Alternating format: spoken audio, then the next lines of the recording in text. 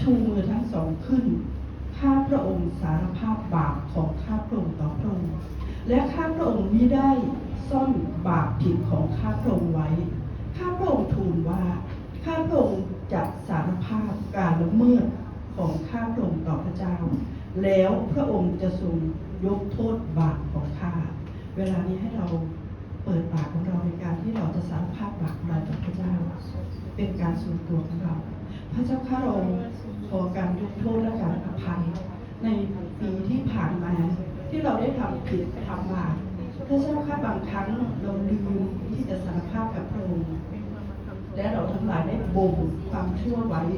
ทำให้ไม่เป็นที่โปรดปรานในสายพระเนตรของพระองค์ในวันนี้โปรดเจ้าค่ะข้าพระองค์ทั้งหลายขอเทใจออกสารภาพความผิดบาปทั้งหมดที่ได้ทำขอพระเจ้าที่ทรงโปรดยกโทษอภัยและชำระล้างเราทั้งหลายให้เราทั้งหลายบริสุทธิ์เพื่อเราทั้งหลายจะยืนอยู่ต่อจำเพาะพระพักของพระเจ้าด้วยความมั่นใจและไว้ใจเต็มที่ว่าเราทั้งหลายได้รับการชำระล้างจากพระเจ้าและเราบริสุทธิ์อยู่ต่อจำเพาะพระพักของพระเจ้าในวันนี้เราขอบคุณพระองค์ขอบคุณพระองค์ในพระนามพระเยซูคริสต์เจ้าอาเมนพี่น้องถ้าเราจะยืนขึ้นเราจะนมัสการพระเจ้าของเรา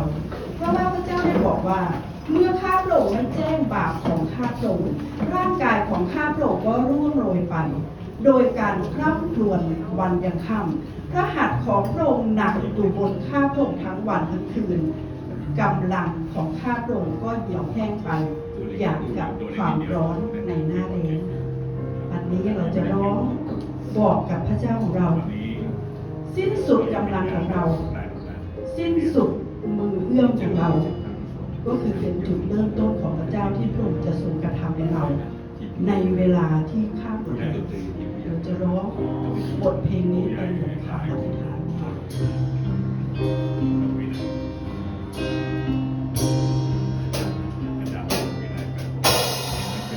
ในเวลาที่ข้าหมดในเวลาที่ข้าท้อใจในวันที่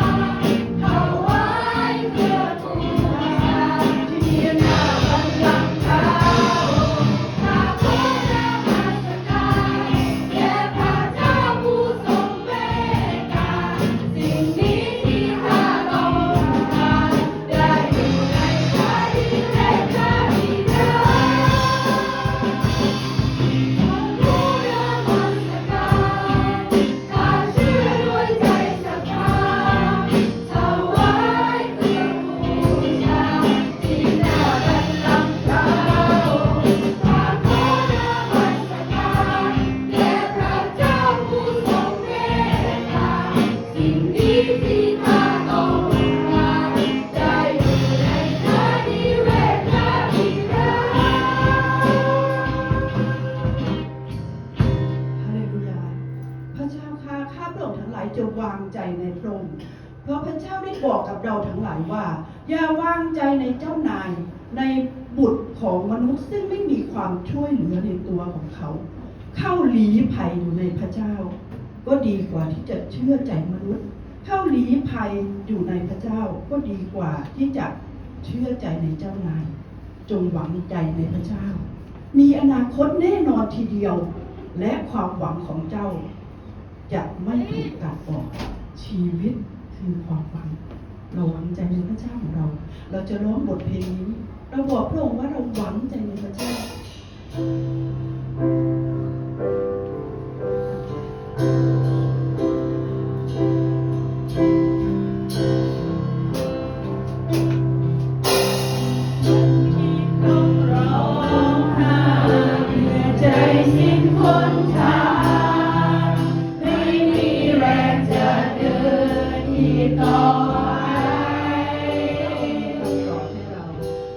เจ้าเป็นทุกข์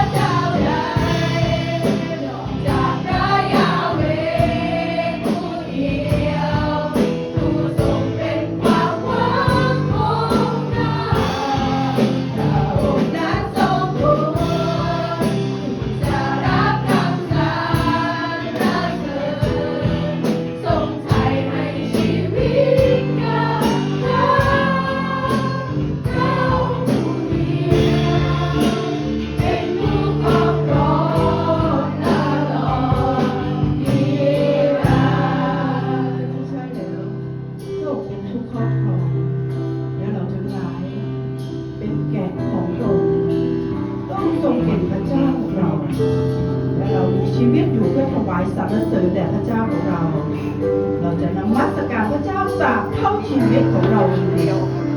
ให้เราเปิดใจออกและนมัสการพระเจ้าของเราด้วยสุดใจด้วยกัน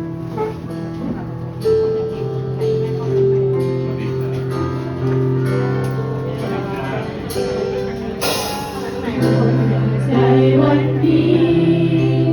แสวงหาพระ แสวงหาพระองค์ให้จิตวิญญาณของเราร้องเรียกพระเจ้า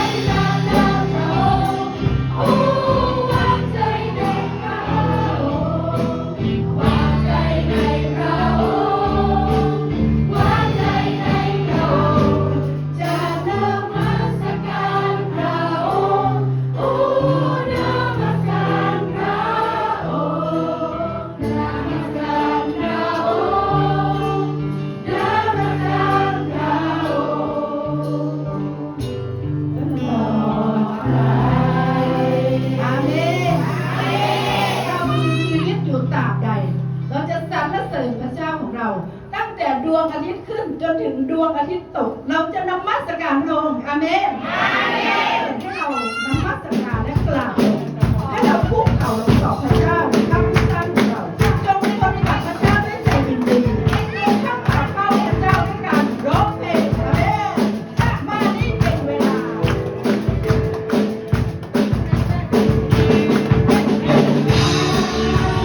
นี่เป็นเวลานาบ้าสกา เวลานี้เป็นเวลาให้เราได้ทำของเราให้เรา เวลาจะว่า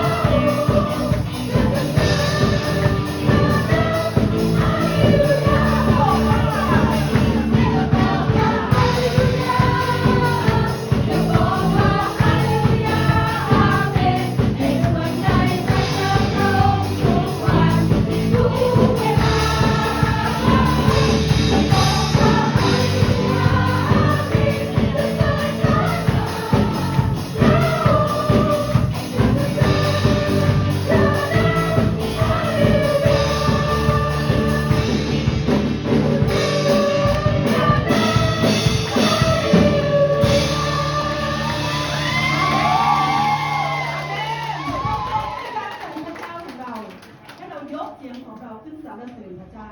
โอ้พระเจ้าพระบิดาพระองค์ทรงสมควรแก่การสรรเสริญพระองค์ทรงสมควรแก่การนมัสการเราทั้งหลายขอถวายเกียรติแด่พระเจ้าด้วยบทเพลงและคำสรรเสริญนี้แด่พระองค์แต่เพียงผู้เดียวสรรเสริญพระองค์ในพระนามพระเยซูคริสต์เจ้า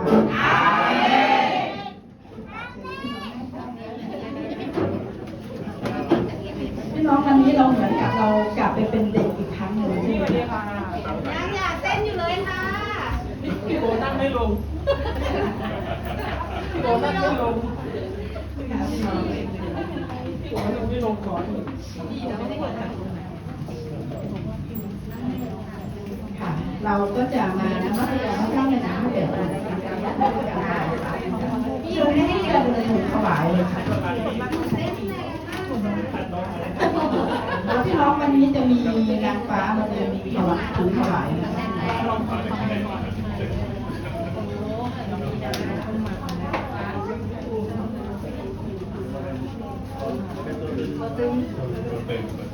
ค่ะเดี๋ยวเราจะอธิษฐานเผื่อซ้ำด้วยกัน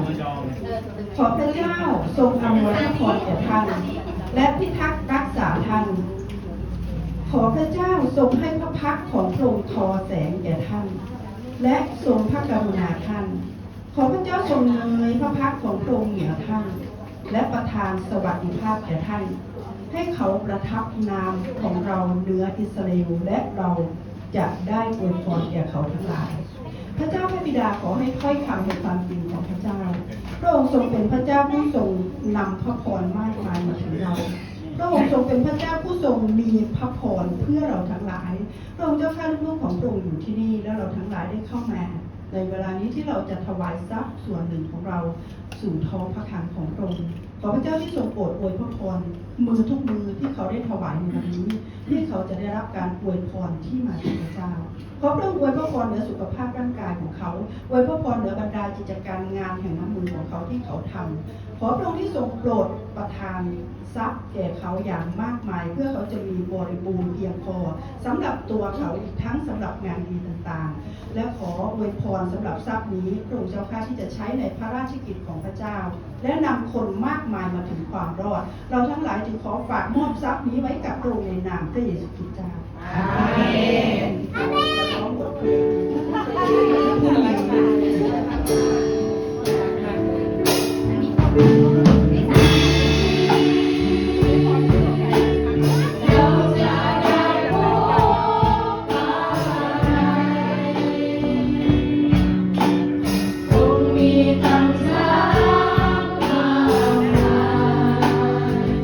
ที่ไม่อาจรู้ว่าพรุ่งนี้